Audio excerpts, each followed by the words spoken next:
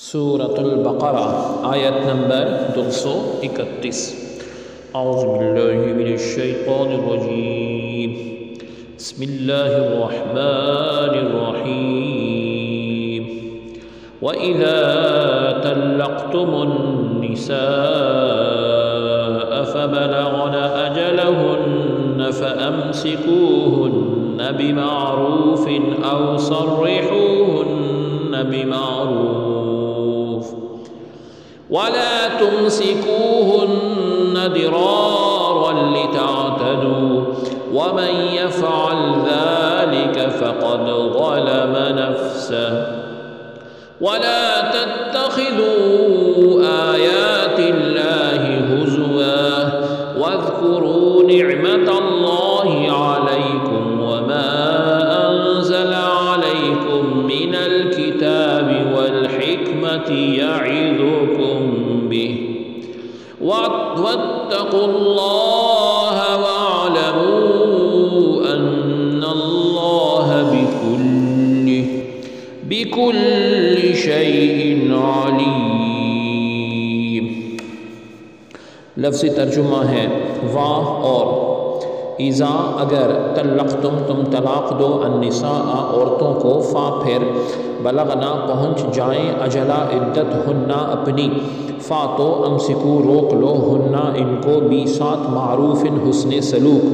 او یا سرحو الگ کر دو ہننا ان کو بیسات معروف بھلائی وا اور لا نہ تمسکو روکو ہننا ان کو درارن تنگی کے لیے لی تاکہ تعتدو زیادتی کرو وا اور من جو یفعل کرتا ہے ذالکا ایسا فاتو قد تحقیق ظلمہ اس نے ظلم کیا نفسا نفس پر ہو اپنے وا اور لا نہ تتخذو بناؤ آیاتی آیات کو اللہ رب العزت کی حضوً مذاق وا اور اذکرو یاد کرو نعمت اللہ رب العزت کی علی اوپر کم تمہارے وا اور ما جو انزلہ اتارا اس نے علی اوپر کم تمہارے من کو الکتابی کتاب وا اور الحکمتہ حکمت یعظو نصیحت کرتا ہے کم تم کو بھی ساتھ ہی اس کے وا اور اتقو ڈرو اللہ رب العزت سے وا اور اعلمو جان لو انا بے شک اللہ تعالی عز و جل بھی ساتھ کلی ہر شیء چیز علیم جاننے والا با محاورہ ترجمہ ہے اور جب تم عورتوں کو طلاق دو اور وہ اپنی عدت پوری ہونے کو آ پہنچیں تو انہیں اچھے طریقے سے اپنی زوجیت میں روک لو یا انہیں اچھے طریقے سے چھوڑ دو اور انہیں محض تکلیف دینے کے لیے نہ روکے رکھو کہ ان پر زیادتی کرتے رہو اور جو کوئی ایسا کرے گا پس اس نے اپنی ہی جان پر ظلم کیا اور اللہ رب العزت کے احکام کو مذاق نہ بنا لو اور یاد کرو اللہ تعالی عز و جل کی اس نعمت کو جو تم پر کی گئی اور اس کتاب کو جو اس نے تم پر نازل فرمائی ہے اور دانائی کی باتوں کو جن کی اس نے تمہیں تعلیم دی ہے وہ تمہیں اس امر کی نصیحت فرماتا ہے اور اللہ رب العزت سے ڈرو اور جان لو کہ بے شک اللہ تعالی عز و جل سب کچھ جاننے والا ہے۔ آیت کی تفسیر میں فرمایا گیا وَإِذَا طَلَّقْتُمُ النِّسَاءَ اور جب تم عورتوں کو طلاق دو،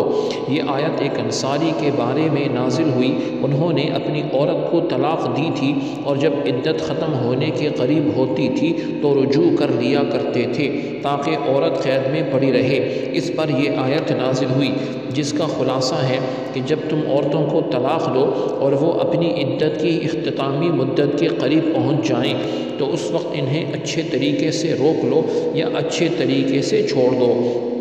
تمہیں رجوع کا اختیار تو دیا گیا ہے لیکن اس اختیار کو ظلم و زیادتی کا حیلہ نہ بناؤ کہ انہیں نقصان پہنچانے اور ایذا دینے کی نیت سے رجوع کرتے رہو۔ یہ فعل سراسر اللہ رب العزت کی آیتوں کا مذاق بنانے کے مترادف یعنی برابر ہے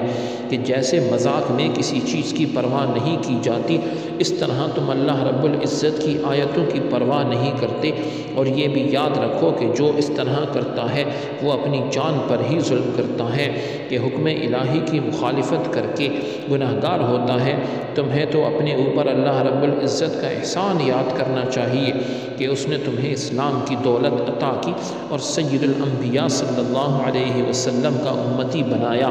تمہیں تمہاری عبادات، معاملات اور معاشرت کے طریقے سکھائے، تمہیں تو اللہ رب العزت کی عطا کردہ کتاب اور حکمت کو یاد کرنا چاہیے اور اللہ رب العزت کی نصیحت پر عمل کرنا چاہیے، زندگی کے تمام معاملات میں اللہ تعالی عز و جل سے ڈرتے رہنا چاہیے۔